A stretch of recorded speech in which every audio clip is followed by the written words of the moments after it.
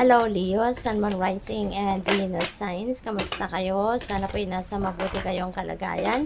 Welcome back po sa Star Tarot. At kung bago kayo rito, welcome din po kayo. Please subscribe, like, share my videos, and leave me a comment kung kayo ay nakaresonate. Thank you.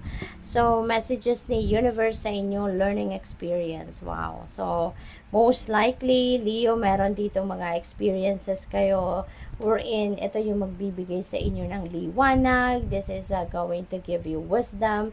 It's going to contribute to the lessons, no, na matututunan ninyo at this time. So this is really a beautiful energy kasi maraming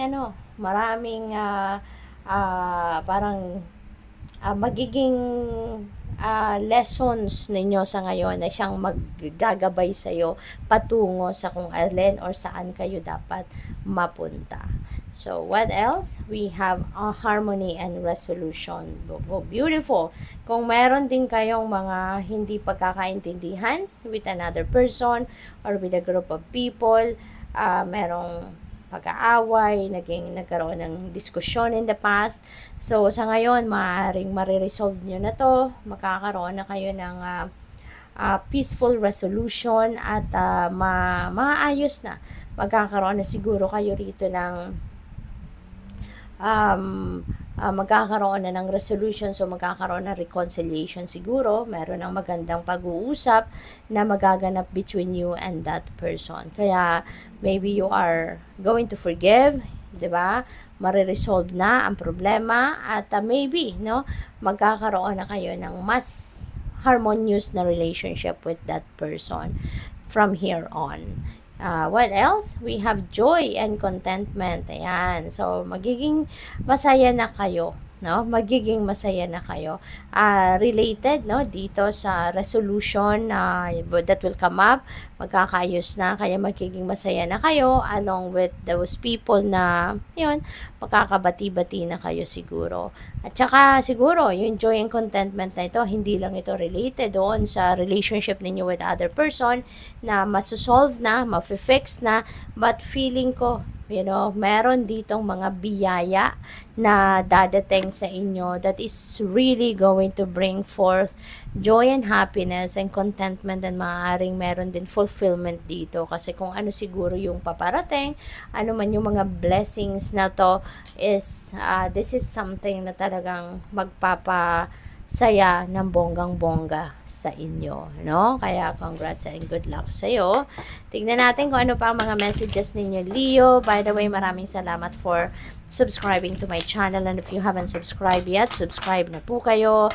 There is also a join button sa baba ng video. Kung gusto po ninyong mag-member sa channel, just click, no, that join button. And also, para sa inyo po, no, na hindi nag-skip ng ads, maraming salamat for your time and your support sa channel. At saka for those Leos na on the go, no, lalo na kung kayo ay nagda-drive or kayo ay ayaw manood, you know, ng video habang kayo nagbabiyahe or kung kayo may ginagawa, you can also access these readings natin sa podcast, no? Kung meron kayong YouTube Music app, meron tayong podcast dyan, no? So, mapapakinggan din po ninyo ito kahit hindi kayo manood, but makakapakinig kayo sa readings natin. Thank you. So, we also have carry the torch for others to see. Wake up the world. Napakalaki ng inyong mission sa ngayon. This is your purpose in life sa ngayon, ano? So, carry the torch for others to see.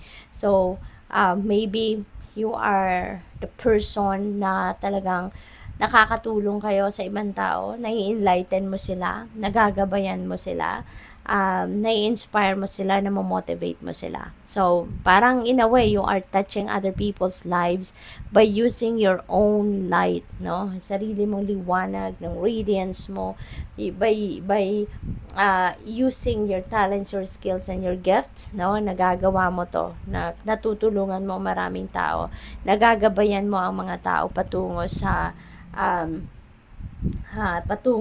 kanilang mga purpose in life din, para sa kanilang mga mission din sa buhay nila, no? So, congrats.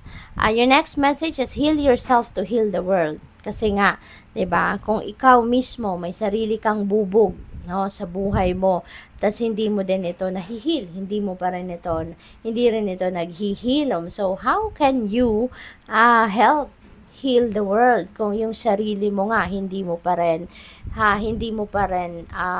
nahihil, 'di ba? Kung ang sarili mong sugat ay hindi pa naghihilom. Kaya kailangan unahin mo muna yung sarili mo, 'di ba? Katulad na lang din 'yan ng how can you love other person if you don't even know how to love yourself, 'di ba? Ganon din ito, 'di ba? Paano mo matutulungan ng iba na maghilom, no?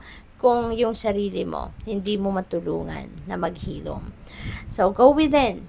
Okay? So siguro this is the perfect time for you as well, Leo, to go deep within you. Maybe it's about time now for you to reconnect with your soul, to tap into your soul, to tap into your higher consciousness, no? So siguro tagal na kayong hindi man lang nakakapagmuni-muni, nakakapag-reflect, nag-i-introspect, o so, siguro hindi nyo na yung nagagawa, para sa sarili ninyo. Kaya it's about time now for you to go deep within you, mag-step back muna kayo ng kahit saglit lang, no, sa kung ano ang inyong pinagkakaabalahan. It's about time na to go deep within you at mag-reconnect kayo sa sarili ninyo. Okay? Always remember na there is power in solitude, there is power in stillness, kasi kapag tayo nagpapahinga, tayo nagninilay-nilay, nagmumuni-muni, marami tayong nadidiscover about ourselves. Mas lumalalim yung relationship natin sa sarili natin, mas lumalalim ang relationship natin with God. No? Kasi diyan pumapasok yung guidance ng universe, ng Panginoon. Diyan natin naririnig, no, kung ano yung gusto sabihin ng soul natin sa atin. Kaya it's about time na for you to do that. Okay? Para once again, makausap mo yung sarili mo. So, good luck sa'yo. Thank you for watching. Love and light. Namaste.